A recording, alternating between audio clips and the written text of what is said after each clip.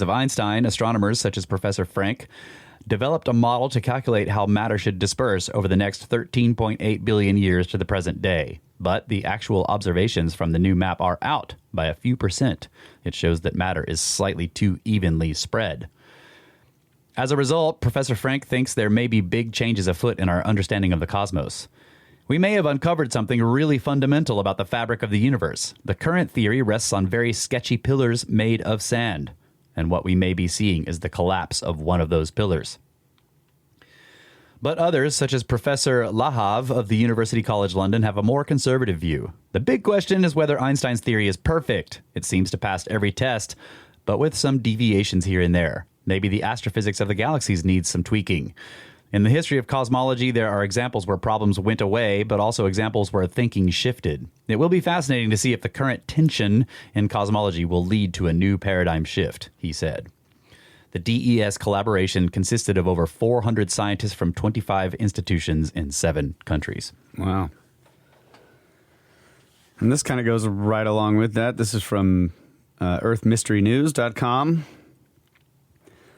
An arc of galaxies 3 billion light years long may challenge cosmology. The discovery is a big deal if true, but still needs to be confirmed. A giant arc of galaxies appears to stretch across more than 3 billion light years in the distant universe. If the arc turns out to be real, it would challenge a bedrock assumption of cosmology, that on large scales, matter in the universe is evenly distributed, no matter where you look. Doesn't this article you just read seem to be suggesting it's not? Yeah. Yes. It would overturn cosmology as we know it, said cosmologist Alexia Lopez at a June 7th news conference at the Virtual American Astronomical Society meeting. Our standard model, not to put it too heavily, kind of falls through. Lopez of the University of Central Lancashire? Don't know. Don't ask me, buddy. In Preston, England, and colleagues discovered the purported structure, which they call simply the Giant Arc, by studying the light of about 40,000 quasars captured by the Sloan Digital Sky Survey. Quasars are the luminous cores of giant galaxies, so distant that they appear as points of light. While en route to Earth, some of that light gets absorbed by atoms in and around foreground galaxies, leaving specific signatures in the light that eventually reaches astronomers' telescopes. The giant... I think they always put it that way, right? Yeah. Remember the one where it's like... eventually went right into this guy's eye. Yeah. It's like we're scientists, we're waiting to receive it. That's right. Anyway, it just goes into a description of the whole thing. Let's see. In conclusion, if it is real, the giant arc would join a growing group of large-scale structures in the universe that, taken together, would break the standard model of cosmology. Fantastic. And then, meanwhile, the Earth's core is growing lopsided, and scientists don't know why because they still think it's round. It's obviously flat. Yeah. I agree. Stuff is sinking out of the bottom of it, and right. It's getting heavier down there. it's obvious proof that the Earth is flat. But yeah, this is space.com, terrible website, great stories. And I think that it goes into way too much detail. I don't want to read the whole story, but it's reminding me of the same situation we were reading about, I don't remember, like a couple months ago, about the 2 giant globs that are down there in the mantle. Yeah. I saw a great simulated image of that, where it's basically showing the planet rotating, and you can see through the outer layers and into the mantle, and you can see these 2 giant globs in the shape that they think. Yeah. Yeah. This is interesting. I can't remember who showed me that. It was really cool. It says, on average, the inner core's radius grows evenly by about 0.04 of an inch every year, which is about an inch every 25 years. Gravity corrects for the lopsided growth in the east by pushing new crystals towards the west. There, the crystals clump into lattice structures that stretch along the core's north-south axis. These crystal structures, aligned parallel with the Earth's poles, are seismic superhighways that enable earthquake waves to travel more quickly in that direction, according to the team's models. It's pretty weird. Yeah. Anyway, lopsided Earth, folks. And giant structures in the universe. It's, I don't know. Yeah. Yeah, the arc structure, what is it? I mean, I wonder if this connects to the axis of evil idea. You know, the whole idea that some of these big maps show an axis that shouldn't be there. Yeah. And it goes like straight through our solar system. Yeah. That's right. Cannot be. All right, what else we got here? We got this paper, or do you have something else? No, that was it. I was just those two. Okay. But yeah, I'll do this paper. Yeah, so This is kind of to me, this is starting the main topic. Oh, okay. Should I do some emails and then we can start that on the next segment? Yeah. Okay. I think so. All right. Still way back in the email queue here. Let me pull it up. I had the first one pulled up and now it's not pulled up.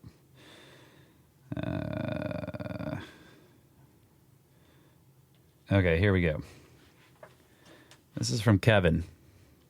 It says, guys, so keep in mind, Kevin's one of the, I'm pretty sure he's one of the ones that, yes, he went to Egypt with Ben, and he's been listening to our back catalog starting from episode 2.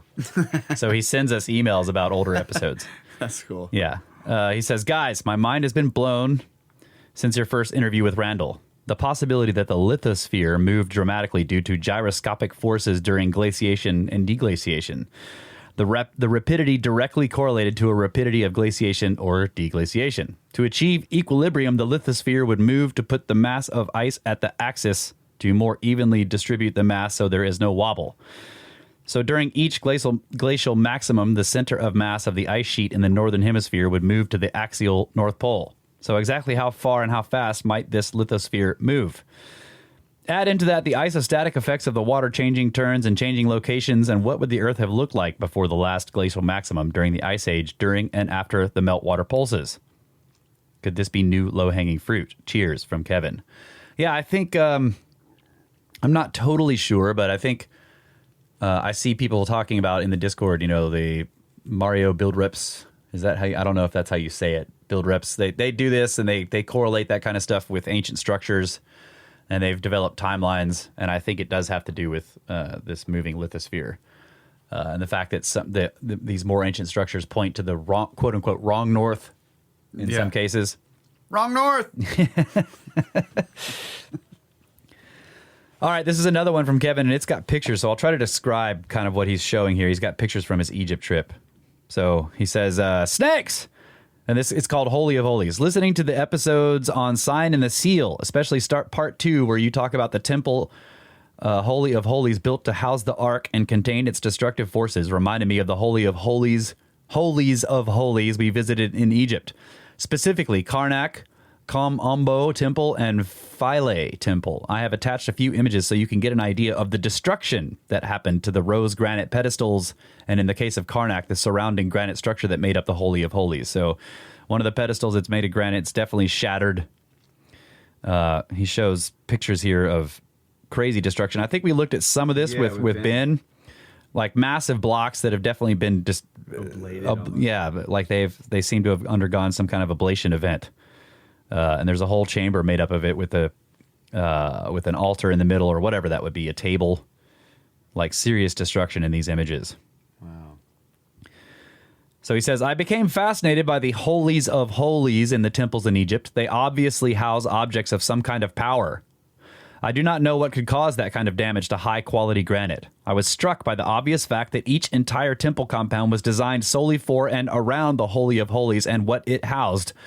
Not pictured is the Temple of Luxor, where the Holy of Holies was in pristine condition, and a large granite room with a raised granite floor and granite pedestal that was empty but clearly had held something that had changed the space. The remnants, or the effects which were clearly perceptible to myself. The room felt measurably different to the areas outside of the Holy of Holies. And he has another picture it says from the Edi Temple. It looks more pristine, and it's got what would you call that? Like it's a monolithic chamber block. It's a tomb. He says, then there's this from the Eddie Temple, a bonkers granite impossible block that is ridiculously finished and intricately carved, obviously meant to house more than the effigy of some god or whatever bullshit the Egyptologists spout that it was built to hold. Anyways, I'm still late to the party of this stuff, but hope this is of interest to you. Cheers from Kevin. Yeah, that's cool, man. That thing, that last picture. Yeah. Wow. Is that a single piece of granite? Yes, this is a monoblock. Yeah. God. So, like, you stand a Serapeum block up on its end. Right. It's like that, except it's much more ornately finished on the outside. Right. It's beautifully carved. And then, of course, the surrounding blocks are all covered in, I wonder if that's plaster. It's hard to tell from the picture. But then there's damage to the floor in front of this thing. You just never know what was caused by, quote-unquote, archaeology or looters. Okay. Well, it's probably the first guy that walked past it, you know, the door, like the guy that sneaks into the room, and he's the first person to ever come near the object. There was a door on it. Yeah. And he walks too close, and the door just starts shaking and then falls off. Oh, right. And shatters in front. And some horrible monster comes out. Right. Yeah, that's right. And that's what the destruction on the floor. All the resulting holes and everything are from gunshots and hand grenades. That's right. Okay, I got it. Yeah. All right, this is from Mike. It's called Etowah Indian Mounds Giants. He says, I enjoy your podcasts as well as your collaboration with Randall Carlson. I live across town from him in the Atlanta suburbs. I actually live about 10 miles from the Etowah Indian Mounds. I have been fascinated by this ancient site since childhood. I visited it last year with my grandson. I have always been interested in the reports of giants and investigated some links to info about this. Reports do exist of a giant skeleton nearly 8 feet tall buried at the large mound. I thought that, although large, it is not too far out of the human variation currently. When we visited the site, I broached the subject with a park ranger and asked if she knew anything about this, and she said it is rumored, but no evidence exists.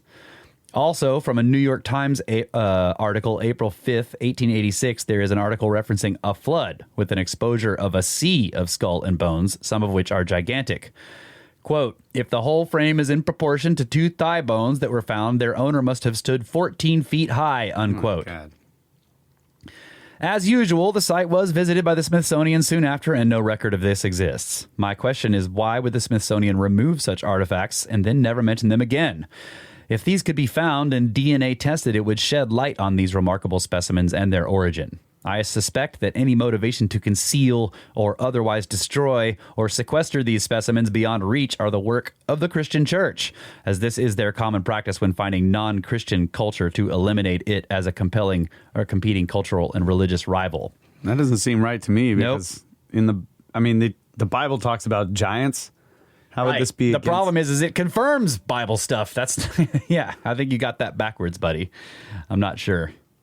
Maybe. I mean, who knows who was against it? Like, we've read stuff from the hidden history where both the religious people and the atheist people were against it. Yeah. So who knows? Anyway, should you Snake Bros ever get over to Atlanta, contact me. I'd love to accompany you on a tour of the Etowah site. So from Mike. Thanks, buddy. Yeah, that's cool. He also includes a screenshot of the New York Times article. Okay, let's see. From John. He says, it's the sun. Howdy, gentle snakes. Just wanted to write this before the idea left my head. Listening to the Gods of Eden episodes and hearing you talk about the effects of the sun and how it possibly protects us from disease from space. And how the solar minimum protects us more, or something like that. I work in dermatology. And I was doing some reading and came across this article, not exactly relative to what you discussed, but incidents of melanoma, a truly insidious malignancy, have begun rising fast. Could this be due to a shift in the way our Earth interacts with the sun? I always assumed people are spending less time outside and so would be getting less sun. Additionally, education has been increasing in skin cancer prevention. So for now, I blame the sun. Ramble over. Keep kicking ass. Snakes! From John. Yeah, that is interesting. Rising incidence of melanoma, but people are getting less sun. Who knows? That is an interesting problem. Could it be? Or is it that we're in solar minimum and so there's